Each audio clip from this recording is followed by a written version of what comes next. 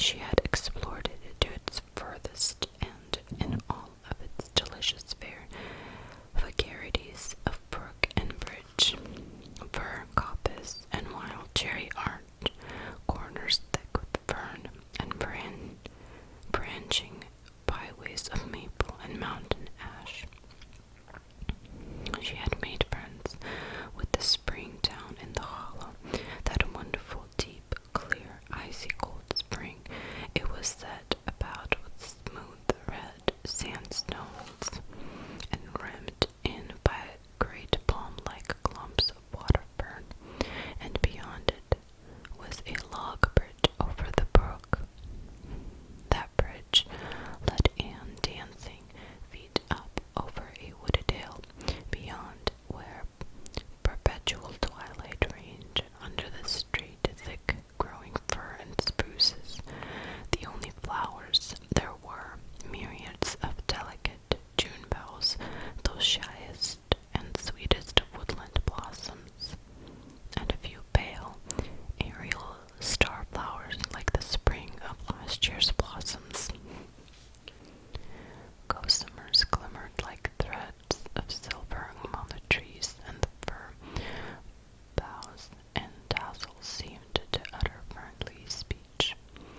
All those raptured voyages of exploration were made in the odd half-hour which she was allowed for play, and Anne talked to Matthew and Marilla half-deaf over her discoveries. Not that Matthew complained, to be sure. He listened to it all with a wordless smile of enjoyment on his face.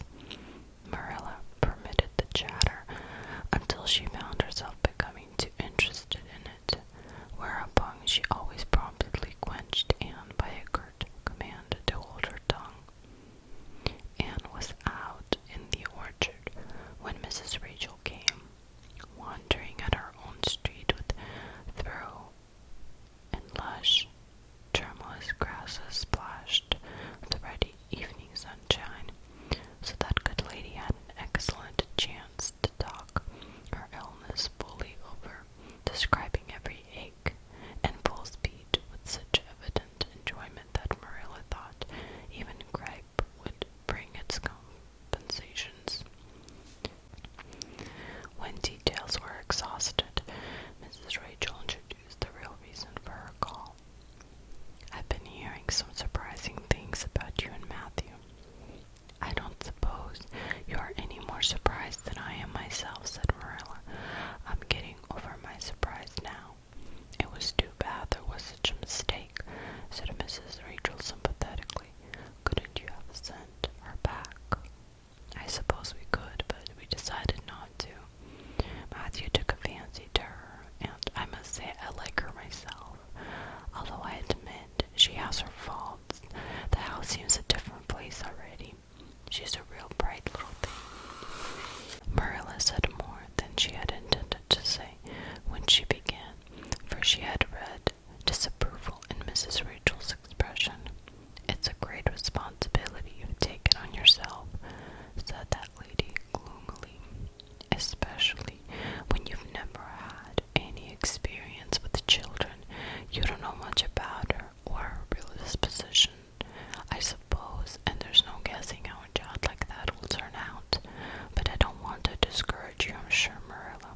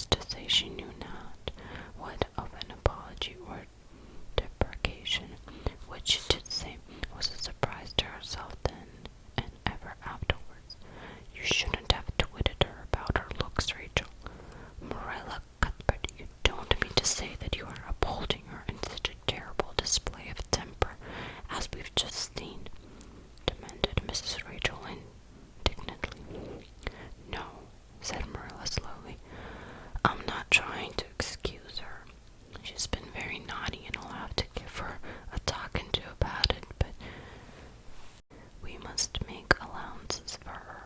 She's never been taught what is right, and you were too hard on her, Rachel. Marilla could not help tagging on that last sentence, although she was again surprised at herself for doing it.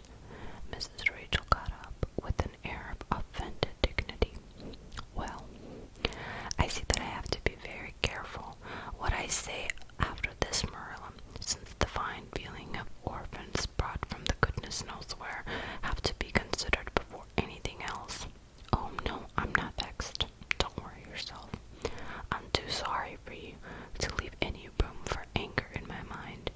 You have your own troubles with that child, but if you'll take my advice, which I suppose you won't do, although I've brought up 10 children and buried 2, you'll do that talking to you mentioned with a fair-sized bird switch. You should think that would be the most effective language for that kind of a child. Her temper matches her hair, I guess. Well, good evening, Marilla. I hope you'll come down to see me often as usual, but you can't expect me to visit here again in a hurry. If I'm liable to be flown at and insulted in such a fashion, it's something new in my experience.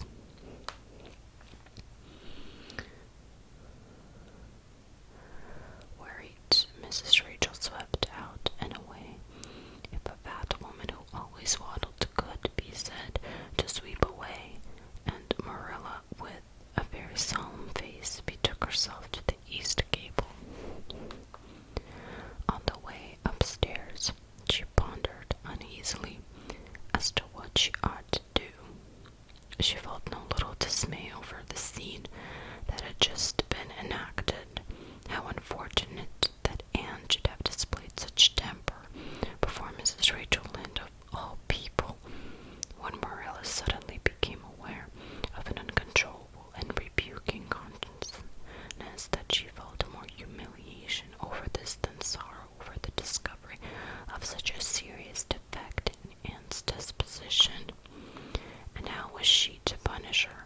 The amiable suggestion of the bird switch, to the efficiency of which all of Mrs. Rachel's own children could have been borne smarting testimony, did not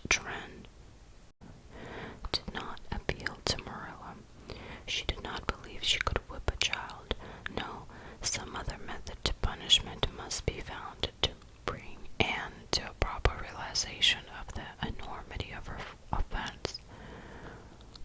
Marilla found Anne face downward on her bed, crying bitterly, quite obvious, of muddy boots on a clean counterpane. Anne, she said not ungently. No answer. Anne, with greater severity, get off that bed this minute and listen to what I have to say to you. Anne squirmed off the bed and sat rigidly on a chair beside her, her face swollen and tear-stained and her eyes fixed stubbornly on the floor. This is a nice way for you to behave, Anne. Aren't you ashamed of yourself? She hadn't any right to call me ugly and red-headed, retorted Anne, evasive and defiant. You hadn't any right to fly into such a fury and talk the way you did to her, Anne. I was ashamed of you, thoroughly ashamed of you. I wanted you to behave nicely to Mrs. Lynde. Instead of that, you have disgraced me. I'm sure I don't know why you should lose your temper like that just because Mrs. Lynde said you were red-headed and homely. You say it yourself often enough. Oh, but there's such a difference between saying a thing yourself and hearing other people say it, wailed Anne. You may know a thing is